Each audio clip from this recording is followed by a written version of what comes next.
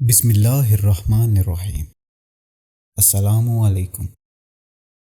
ننگے بدن وضو کرنا کیسا ہے؟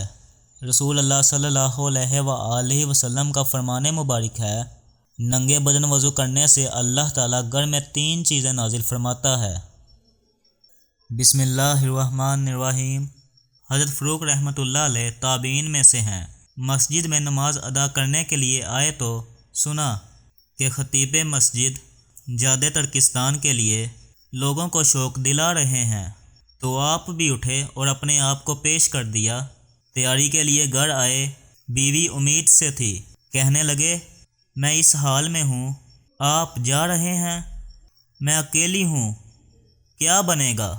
فاروق کہنے لگے تو اور جو کچھ تیرے شکم میں ہے اللہ کے سپرد کرتا ہوں۔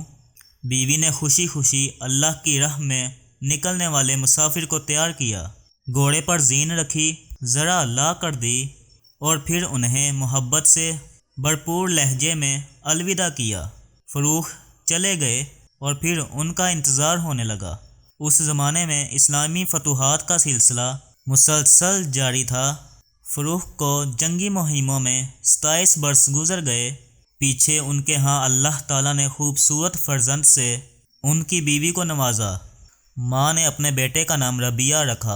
ربیہ جب بڑے ہوئے تو ان کی اچھے انداز سے تربیت کی، اور پھر اس نے جب لکھنا پڑھنا سیکھا تو اسے قرآن و احادیث کی تعلیمات دلانے کے لیے مدینہ طیبہ کے اچھے معلموں کے پاس بھیجا۔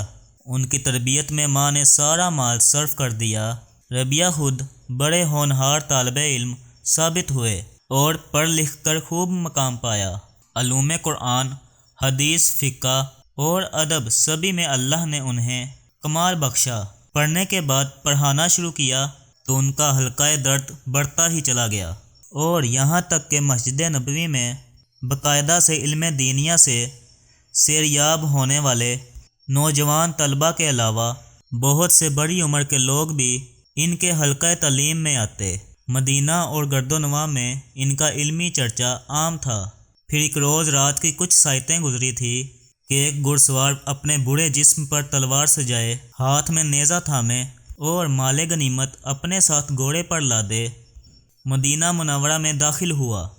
سوچوں میں مگن تھا کہ میرا گھر وہیں ہوگا یا جانے کہاں، میری بیوی زندہ ہوگی یا میرے جانے کے بعد میرے انتظار میں کسی اور دنیا میں جا بسی ہوگی۔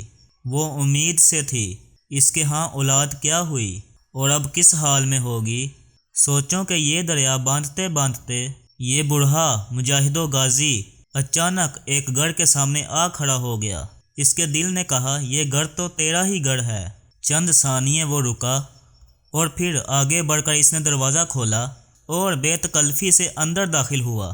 یکدم ایک نوجوان کی آواز نے اسے گرنے پر مجبور کر دیا، رات کی تاریکی میں تم میرے گھر میں بدن پر اسلحہ سجائے کیوں داخل ہو گئے ہو؟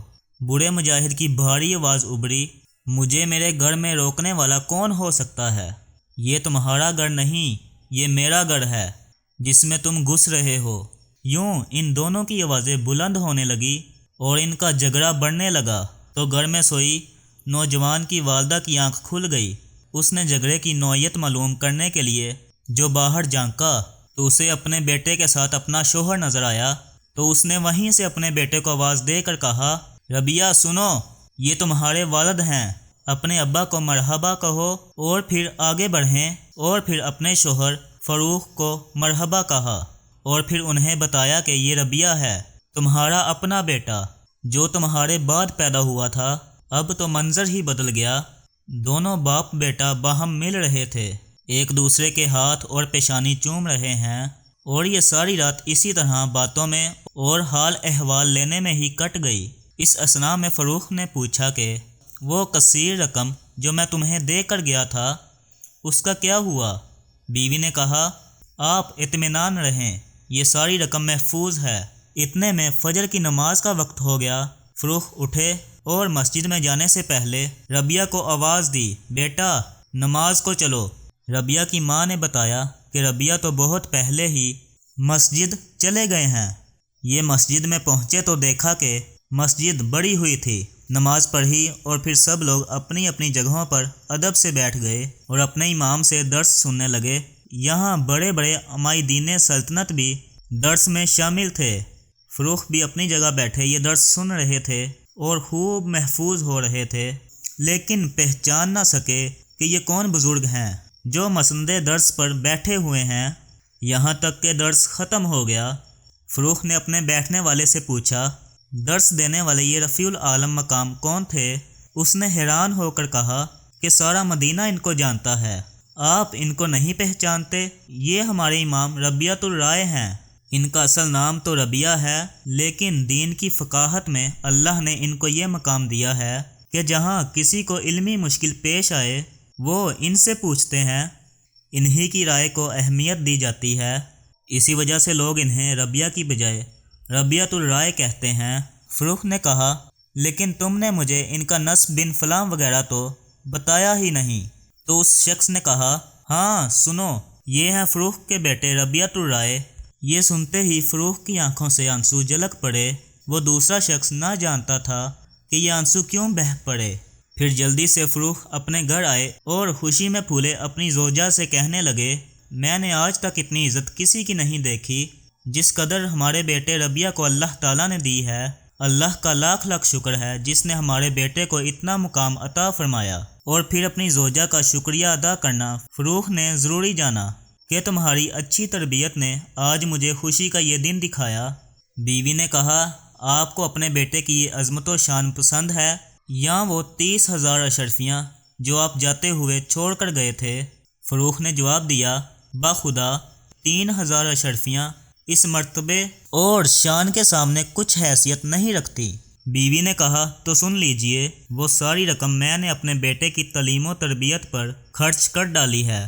فروخ مسکرائے اور کہا، اللہ کی قسم، ان سونے کی اشرفیوں کا اس سے بہتر استعمال اور کہاں ہو سکتا ہے؟ کسی شخص نے غسل خانے میں ننگے ہو کر غسل کیا اور اسی حالت میں وضو بھی کیا، تو کیا اس کا غسل اور وضو صحیح ہوگا؟ اور اس غسل اور اس وضو سے وہ نماز اور قرآن مجید کی تلاوت کر سکتا ہے؟ جی ہاں، اس کا غسل اور وضو صحیح ہو گیا اور وہ اس غسل اور اس وضو سے نماز اور تلاوت کر سکتا ہے۔ تاہم ننگے غسل کرنا مناسب نہیں۔ اللہ تعالی ہمیں دین کی سمجھ عطا فرمائے اور ہمیں نیک اعمال کرنے کی توفیق عطا فرمائے، آمین یا رب العالمین۔ ناظرین، کمنٹ باکس میں اللہ کے 99 ناموں میں سے ایک نام ضرور ٹائپ کیجئے گا۔ شکریہ۔